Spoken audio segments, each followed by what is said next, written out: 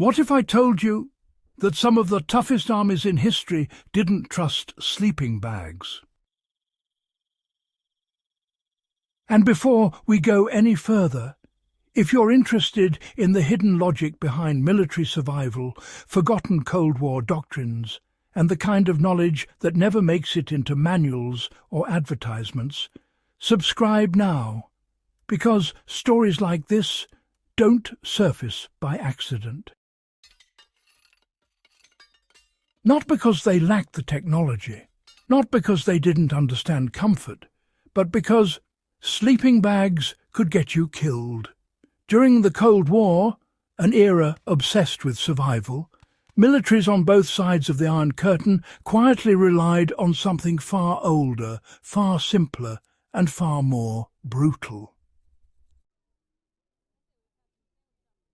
Not high-tech synthetics, not space-age insulation, but a rolled system of cloth, wool, canvas, and doctrine. A bedroll. And once you understand why armies trusted this over modern sleeping bags, you'll never look at outdoor gear the same way again. The problem with sleep. Let's start with a dangerous truth most people never consider. Sleep is vulnerability. When a soldier sleeps, they can't react fast. They can't regulate body temperature actively, you know, and, well, they can't escape moisture, ground cold, or sudden attack. Now imagine this during the Cold War. Europe frozen under the threat of nuclear war, Korea's mountains, Siberian forests, the Fulda Gap, where NATO expected Soviet tanks to pour through at any moment. If war broke out, soldiers wouldn't be camping. They'd be living in the open for days, weeks, possibly months. And the question wasn't comfort. The question was, what still works when everything goes wrong? The sleeping bag lie. Here's the part no one advertises. Sleeping bags have weaknesses, deadly ones. They trap moisture. They compress insulation beneath your body. They fail when wet, and worst of all, they encourage stillness. In extreme cold, stillness kills. During the Cold War, militaries learned this the hard way. Down bags froze solid, synthetic fills degraded, zippers failed. Once wet, many bags became heavy, useless sacks of cold, and if you had to move fast, well, you were in real trouble. You couldn't, so armies looked backward, to something older than modern camping culture, something modular, repairable, adaptable. The bedroll system.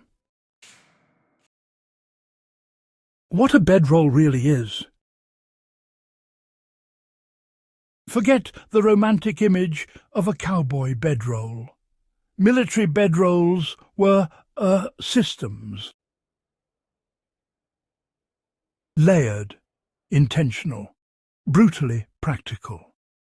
At their core, they included a ground cloth or shelter half, one or more wool blankets, sometimes a poncho or canvas wrap, and, well, insulation that could be rearranged on the fly. No zippers, no single point of failure. If one layer failed, the others still worked. Redundancy wasn't comfort, it was survival. The Soviet philosophy. Now, let's shift our focus to the Soviet context.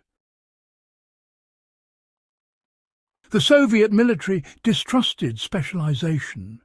Why? Well, because specialists die when conditions change. The Red Army expected wet conditions, long marches, limited resupply, and catastrophic weather swings. So, instead of delicate sleeping bags, Soviet soldiers carried thick wool blankets, rubberized ground sheets, and heavy canvas wraps. Wool, you know, it actually stayed warm even when it was wet. Canvas, well, that blocked the wind. Rubber, yeah, that stopped ground moisture from seeping in. And most importantly, every single piece had multiple uses. A blanket could be so many things: clothing, shelter insulation, wound padding, camouflage, or just plain bedding. If a sleeping bag failed, you lost everything. But if a blanket failed, you just adapted. NATO's quiet agreement. Here's the interesting part. NATO didn't laugh at this. They studied it. While Western armies issued sleeping bags, they never fully trusted them alone. So they added poncho liners, wool blankets, bivvy covers, and modular layering systems. Why? Because, honestly, doctrine matters more than gear. And doctrine said, never rely on one item to keep you alive. Even elite units quietly trained with Bedroll-style setups for Arctic warfare, long-range patrols, and, you know, escape and evasion scenarios. The public saw sleeping bags, but soldiers knew the truth. The ground is the real enemy. Here's something most civilians never learn. Cold doesn't come from the air. It comes from the ground. When you lie down, your body heat drains into the earth beneath you. Sleeping bags compress under weight, losing insulation. But bedroll systems, well, they separated functions.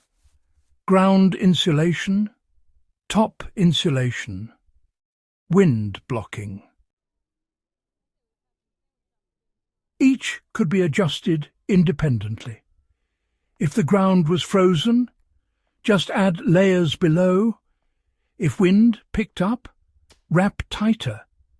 And if you needed to move, you could roll everything in seconds.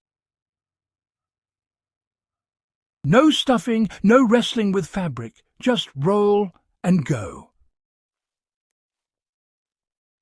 In Cold War doctrine, sleep was never guaranteed. Soldiers were trained to wake instantly, move within seconds, and leave no trace. A sleeping bag slows that down. A bedroll? Well, you kick free, stand up, and move. That difference could mean living through an artillery strike, or not. The psychological edge. There's another reason bedrolls endured. Psychology. Sleeping bags encourage the illusion of safety. Bedrolls never do. You feel the cold, you hear the wind, you remain alert. Cold War armies didn't want soldiers to feel cozy. They wanted them ready. Why this knowledge disappeared? So, why don't we talk about this today? Well, it's simple. Marketing. Civilian outdoor culture sells comfort, ease, convenience. But, militaries don't sell gear. They sell outcomes. And the outcome they wanted was survival under collapse conditions, not Instagram camping.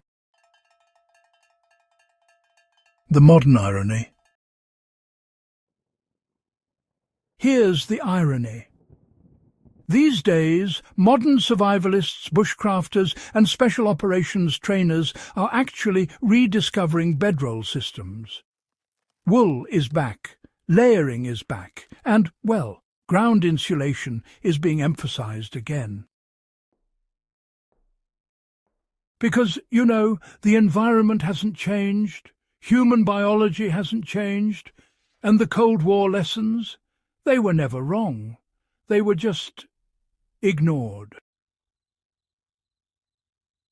So, here's something to ponder as we wrap up. So, next time you roll out a sleeping bag, just ask yourself, if everything failed, if you were wet, exhausted, under threat, would you trust a single piece of gear? Or would you trust a system designed by armies that planned for the end of the world? Because in the Cold War, they already answered that question. Thanks for watching.